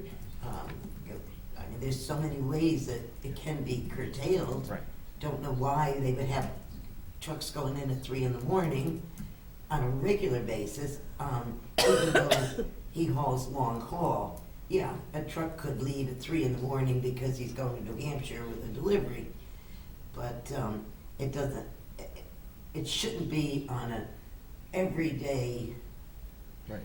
But But that's the business that's there now, Right, all Yeah, I'm saying no, I is agree. that If there's it's a issues, problem. yeah, if there's, Well, yeah. It's a zoning enforcement Yeah, And the problem. absolutely. zoning To officer, look into right, what ramifications, what Yeah, what, problems, The zoning how it could be officer- solved. he's been. But that has nothing to do with our rezoning it to Right. be what can they do? What can he do? Well, so he's very active. Tom Hogarty's great. He's been out to the site numerous times. He's talked with Mr. Ballard numerous times, talked with Dan Walsh, talked with Chris Kranick. They've all visited I don't know that Chris Kranick has visited the site, but Scott was out there with Tom Hogarty, and I know that Tom drove around with Dan. Maybe you and Dan drove around. Yeah. That's right. So Scott and Dan even worked together. So What I'm saying is, if the business requires 2:30 a.m. leaves in the morning, what, can we say you can't do that? no. No, all I'm saying that. We can't say that, right? No. So that's No, what I'm Because I'm saying. not it's saying that. pre-existing. All I'm That's what I'm saying is saying. that So- there are Because cases the- where the I'm sure vast a majority of pickup has to be Public hearing I delivered. heard, that was the underlying issue that was mentioned. Yeah, But in is it the first really? one- in The the thing first is that one- that the zoning officer should investigate that more thoroughly. Besides saying that, a few neighbors have said that, is it constant? Are there all these trucks going in and out at 2 a.m? Yeah. Or is it occasional? Mhm. A pickup being, some truck going out because he's going on a long haul and he needs to leave at 3 a.m. And then that again isn't a huge amount of noise. It's a matter of a truck starting and pulling out. No, I mean, it could be, I mean, it could be, echoing through there, whatever it might be. But if there needs to be, if it's continually happening, and there needs to be some kind of, what is it? Decibel, I mean, we have a. Oh, right. Right. Our So noise they would, ordinance. Right. so we'd have to have somebody go out there, or somebody, or zoning enforcement could work with either the police or whoever it might be to do, see if there is an issue with that, if they get a number of calls. But again, that's outside the scope. Right. Good exactly. conversation, but kind of outside And the scope of that's what when we're I doing. understand that the police had, there was no police reports. Right. Well, I mean, Bill, what's your thought? I mean, I'm just trying to weigh all that. It sounds, I mean, I recognize what we're saying about, the value of making more business zoned. But the argument that you say that they're gonna have to shrink and clean up to allow this to be, that's like putting the cart before the horse. We're gonna zone this first and then he's gonna change. well, we It's like- can't ask that. I'm saying, I But we think maybe can't, that you'll happens never, and then we can. we cannot, I'm saying your argument that this will compel him to shrink. never said and- that. I think you did. You No, said I'm you'll- saying you'll that never if be they- able to have anyone come in here and have like an office type Long thing term. with a. I know, I said That's long like putting the term. cart before I the think horse. in reality right. though, this is pre-existing non-conforming based on the evidence that the applicant provided and what the zoning officer's comments have said. So the feeling is, by changing this into B1, there's an opportunity for something else besides And- this operation. It creates opportunity for future business-related development. And at the last meeting, the applicant was saying that his future is not necessarily truck business. And I don't know if I don't know if that's an exact But he quote. could sell the property to somebody Well, else. I understand, but I'm just saying that from anything can possibly, anything can happen there. I'm just saying that that's some of the testimony that he provided was that his long-range look at it might be something different than what it is now. And if that's the case, is that a benefit to the residents as well? So, I mean, I'm just taking upon what we heard, so. And Bill, I'm just saying, I'm just speculating that saying that if I was a business, if somebody built an office building and I was a professional that wanted to go in there, if there was a trucking business that had all types of, stuff going in and out, I don't know if I'd rent that. I'd find a different space. And that's all I meant. I don't know if it'll happen. I don't know if No, I it will know. reduce the footprint. I don't know that. No, I understood what you meant.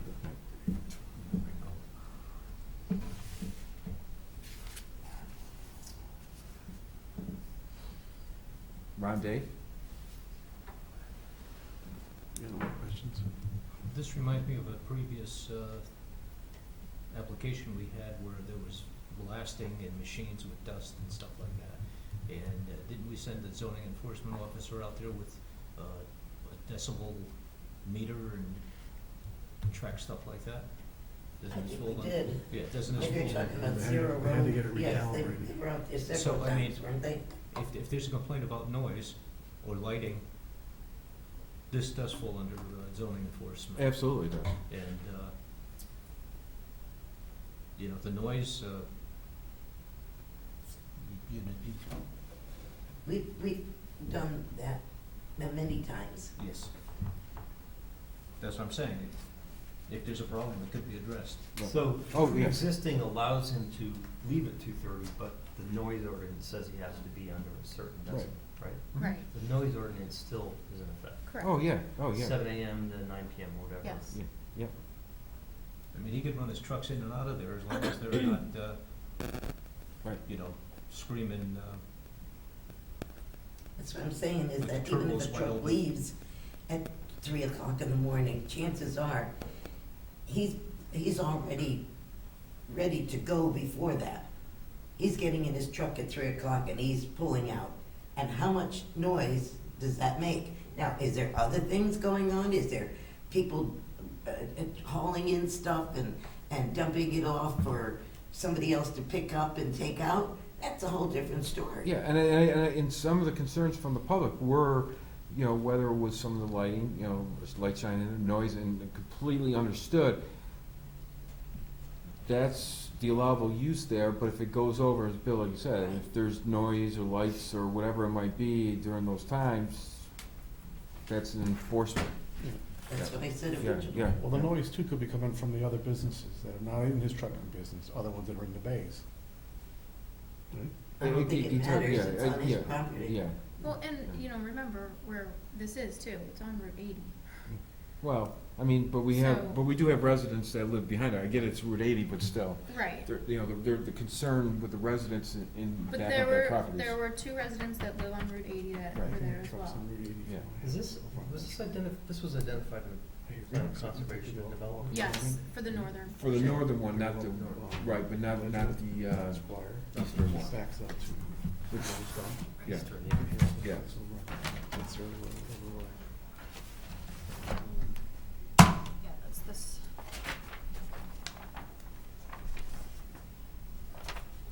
Which one? Okay. Yeah. this one. Oops.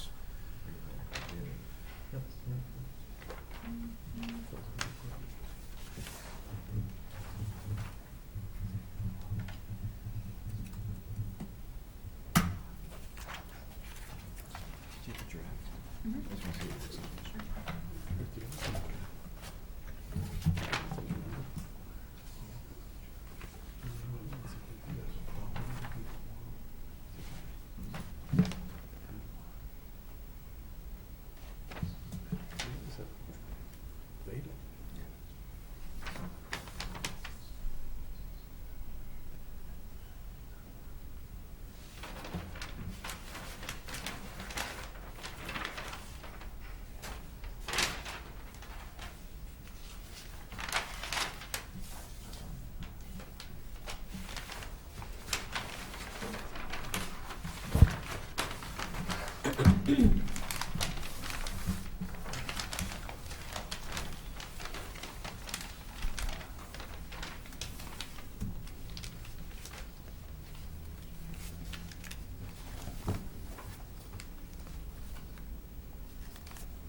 Is there anything else on this?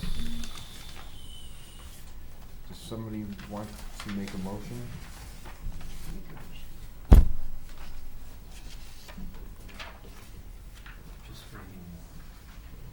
I move to approve planning and zoning number 2016-12, petition of Scott Ballard to amend the North Branford zoning map, changing proposed parcels 2450 and 2470 Foxton Road as described in the document titled Description of Proposed Zone Change number 2450 and 2470 Foxton Road, Connecticut, Route 80, North Branford, Connecticut, dated August 2016, from R40 to B1 zone. The reason. Well, we'll get those after, okay. but, is there a second? Yeah, I'll second it. Okay, so now we'll open up for discussion. I think as far as discussion, that it makes sense for long-term to make this B1 for one reason. It can't be developed in any other way for R40. And we know that if there's any major development on those land, it has to come for a site plan, which at that time, we can look at what's being done.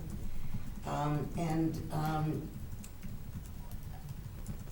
believe that if there is problems with any kind of neighbors' complaints, then those should be addressed by the proper authorities. So I approve it. Well, I mean, you're not there yet. We're not there Yeah, yet. yeah, we're not No, there yet, I'm but saying, yeah, I yeah, I got you, personally, I yeah. got you. So I think I agree with your last statement. I think if I heard everyone else agree that the strong comment to Kerry is we get the zoning enforcement officer. I think he's already involved, but because the resounding comment I got from the public was that there's a noise issue there. It's Right. late at night and it's disruptive. Oh, absolutely. It's disruptive to people, so. And I'm a little hesitant. It seems to me a little bit we're putting the cart before the horse, but although I understand this was identified as a potential B1 site, B1 zone Well, no, site. keep on that thought, though. Yeah. Okay, what do you mean? So, just wanna. No, because it seems so,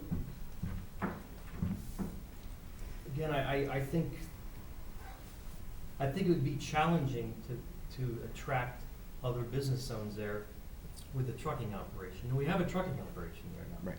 That's the reality. So it seems like something else would have to change, and then maybe it comes back. It seems like we're changing it before the reality of this trucking operation that'll probably keep most businesses out. It's gonna be still existing. For a period of time, yeah, I agree.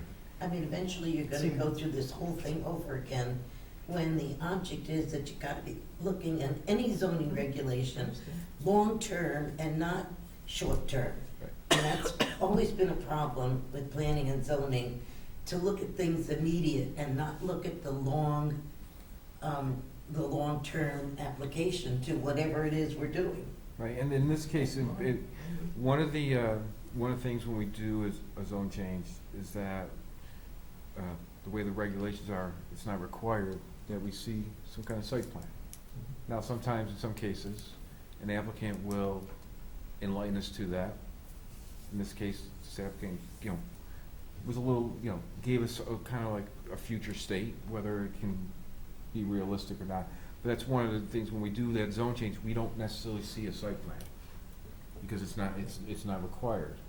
So we have to, like you said, Bill, just like kind of look down the road a little bit, but also have concerns. Yep. I think Yeah. the northern part becoming B zone could actually benefit the residents, because it would have to be probably something that's actually a B1 zone type of business. Oh, it has to be, right. Right, exactly. yeah. So I think, again, to the last point Fran made, and just need to make sure someone's looking over it, so the noise and all activities at all hours of the morning are Right. curtailed. From what I remember, wasn't it the fact that the police have never been called down there for noise? I And this don't, all came up. no, I don't now. think that was true. I think in the past, and I think it was over, like a year and a half ago, there's been some reports, but I don't think there was any recently, or at Well, least. when the reports went in, what happened? Well, I don't, I'm sure. I don't know of any yeah. reports. No, I don't know, I thought don't somebody know That's a that. said, delicate balance too. I've had issues with noise, and it's like, at the point you call the police, it's, yeah, it's not that you're being disturbed and awoken. It's not like you're calling the police every time. You have a certain tolerance. It's not good. I don't know if you can rely on just police. no, all I'm saying is that if this issue No, I know, yeah. had been going on for so long, and it was so disturbing, that at one point, a police report would have been made. So even though we didn't have Tom at the time, a zoning officer could have gone in, and we could have done the decimal thing and all that other stuff that we do. I'm not But I'm negating that it's a problem for some of the neighbors. But I All also- I'm saying is that we have a way to fix it if this is a problem. but I also have to dial it back a little bit. Again, that, what we're talking about is good conversation, it gives, so we have some options on that. But what's in front of us now is rezoning two properties. Well, I'm So gonna I- bring that up because. No, I'm just saying, it's- but I just wanna dial it back in. It's been brought up constantly, Right, and- that's why they don't wanna make it Right. B1. And I don't think it has anything Well- to do with it. Yeah, there's some issues there, but again, Right. let's keep the focus on what we're, Yeah, let- Discussing. Let me throw my hat in the ring here. that was last week. Or last meeting. I have to agree with Fran in that this is part of the economic development for the Route 80 development. That being said, this is part of the long-range plan. Now, we also can't slight the neighbors who are complaining about lighting but the fix, it's a cheap fix, to move a light or to, yell at a driver for revving up his truck. It's, and I don't see this as a police matter, it's a zoning enforcement matter. I mean, you wouldn't wanna take a police officer off his route to, by the time the cop gets there, the truck's gone, and there is no noise.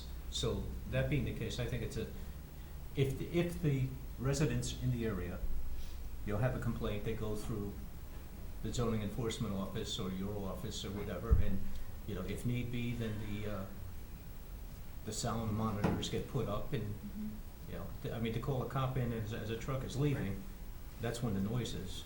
So it's, the truck is gone, the cop, I'm not saying they should have called police every time a truck left. What I'm saying is that overall, if there had been some complaints, and it wasn't because a truck was leaving right then, it was that they called because it's been a constant problem. right, what I'm saying, And it if should they go went through. there first, instead of coming to the, All right, I got it, I Zoning really, enforcement.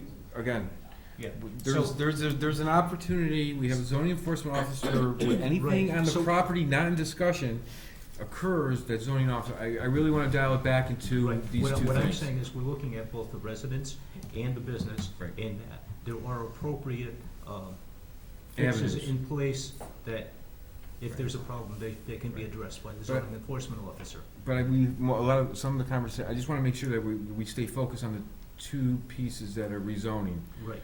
So what the impact, looking long range, those are the parts of discussion we need to stay focused on. So I just wanted to dial it back one more time, that's all.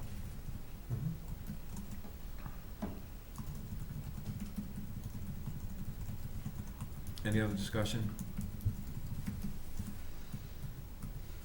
Fran, so since you made the motion,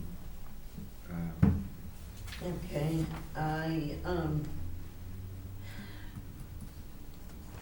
I vote to approve the change from R40 to B1. It's consistent with the plan of conservation development, and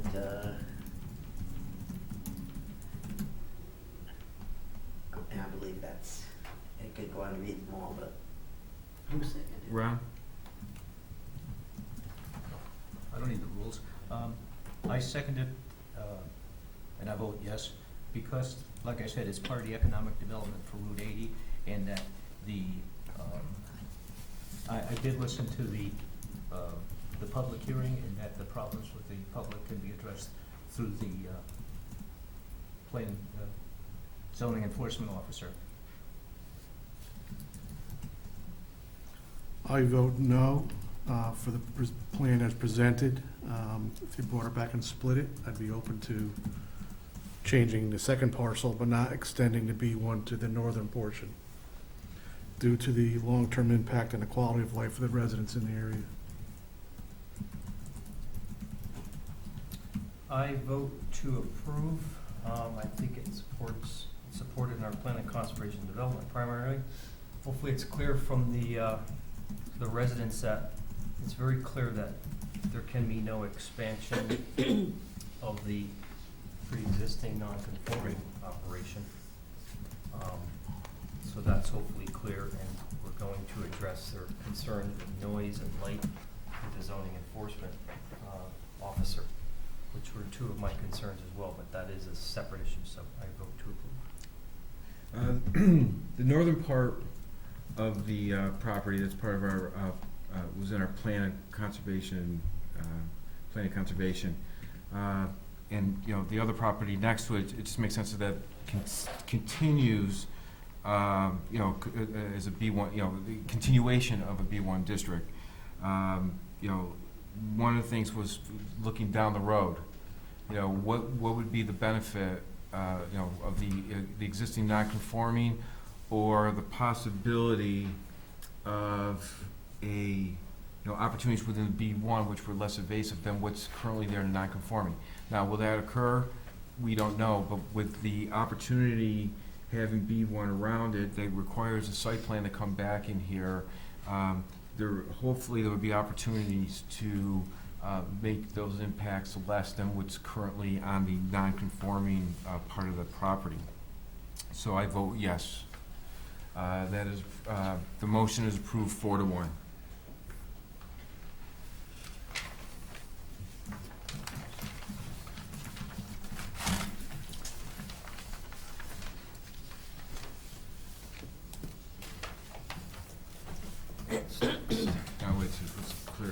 this up a little bit.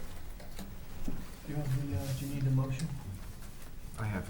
I have it. Or, well, she has a copy.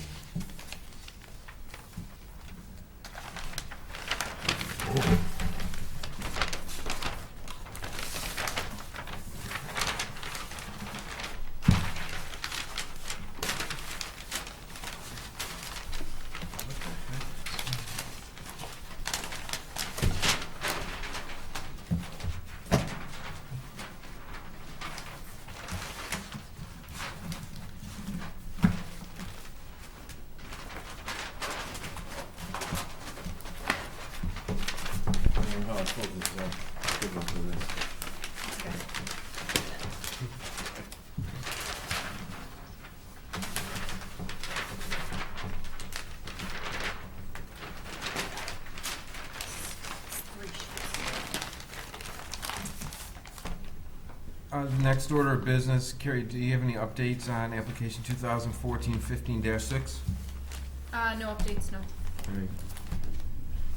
Okay, so let's go to town planners report. So I have two applications that we are receiving. One is a zone change for 50 Clintonville Road. That's the parcel in front of the ice pavilion. And that, you'll remember they did a text amendment for the age-restricted housing district, which is the floating zone. So they're looking to first apply for the zone change. So that's what the application is. Zone change application to change it from R40 to age-restricted housing. So we have the application, and I'm recommending that we set the public hearing for January 5th of 2017. The second application that I received is for a special use permit for the Reynolds Beers House. So this is a after-the-fact application. As you know, the Totucket Historical Society has been using that house for at least 15 years. In doing some research, we found out that they never went through the proper permitting process, so we're now bringing them through the process. So we're having them fill out a special use application to go from a single-family home to a museum and use by a not-for-profit organization. And the building department's also involved, and the fire marshal as well. So that I recommend setting the public hearing date for January 5th as well. Okey-doke. And if we go to B, other items, the discussion at our last meeting was, again, the proposed changes to the zoning regulations.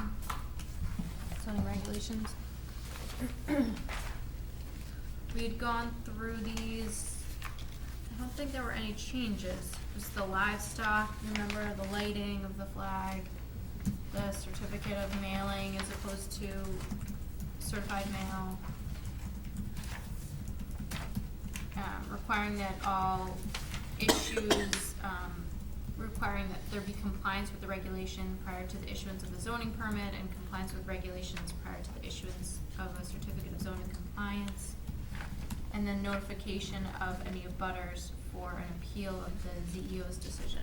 And the lighting, you changed that one? Did we say we were gonna go to the national standards or something like that? Ron, did you say there was a national standards? Or somebody did? To be honest, I checked into it, there really isn't. It just Really? says it has to be lit, and this works for me. Okay, okay. Do we, but the only thing is that, do we limit it to the American flag? No. So, I mean, because right now it just says, lighting Just- for, because, you know, you have the right, Connecticut state right. flag. You're right. Lighting uh, for a flag, lighting, this is it's so You, tricky. you don't wanna use flag because that could be like a, Italian flag. hey, what's wrong with that? I'm Italian. I think every house. It has could be like flag, right? a company flag, like Yeah, I don't wanna no, call so- out a specific company, but like a Yeah, fast yeah. food restaurant Right, flag, yeah. Yep. flag. They could light it at night. Sure. I don't know how we get around Do that. those other flags, State and local flag. You can't say nationally recognized flag, cause that I means mean, they the got other it on option, there. you know, Why not just specify the American flag? And I'm not sure the state flag has to be lit, or, Well, no, I mean, but how if there's something accompanying the American flag too? So that would be, we wanna make sure that it means, you know, both flags are flying. On the same pole? Yes, yeah, so you're right, maybe we should just say American flag and any one, you know, make sure that it says that, so nobody can say it's just the American flag. You can have the American flag in the state flag, you can have the American flag and But what if whatever you it have might like be. a POW flag? Yeah, so I The mean, what? Like POW flag. yeah, or some right, kind of American, but you know. that would be below the American flag, on the Right. same pole, and the same lighting would light both of Yeah. them. But the requirement is the lighting on the American flag, and it could be bottom up as opposed to top down. And, you know, the American flag is not treated like a sign, it is a symbol. Right. Well, and this can be discussed more Yeah. once we get to a public hearing. Again, this is just Yeah. discussion. Yep. So we could raise that later, see what other people say. Yeah, I think this, what you have here is fine. Okay. Yeah, like you said, we could take, Okay, so I will put this into a format for an actual application on behalf of the Planning and Zoning Commission that I'll have the commission accept at the December 8th meeting. and then when we, so. And then we'll set the public hearing for January 19th. Just because we have 2 other public hearings on the 5th, so I'd rather just Yeah. spread it out a little bit. Yeah. Good. Okay. And issue number 4, we talked about that. Yeah, yeah. Yeah.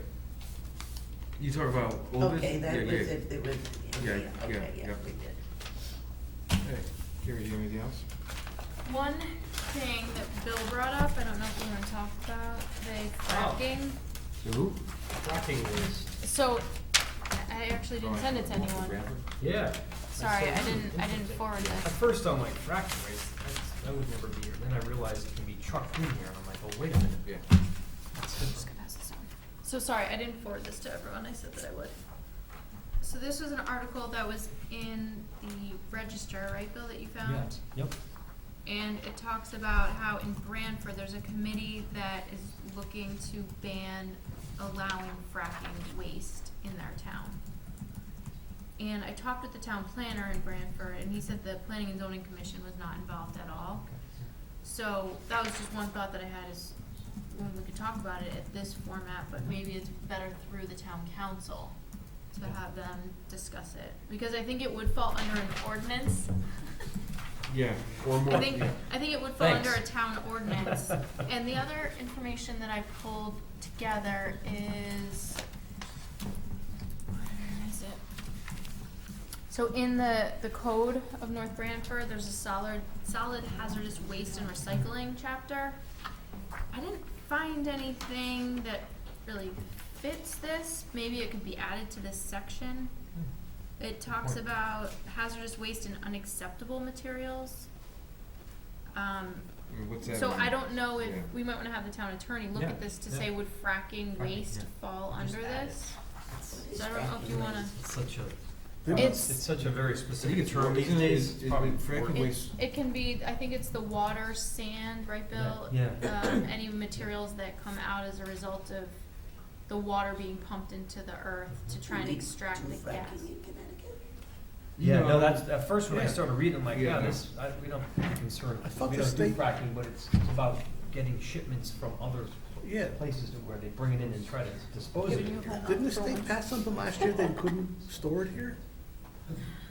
Maybe. I don't- I only saw Branford's being actively involved in this. Yeah, They I saw it in the listed a paper few too, but I other thought the state communities. passed something already. They listed, I would have the attorney look at it. It's such a specific Yeah.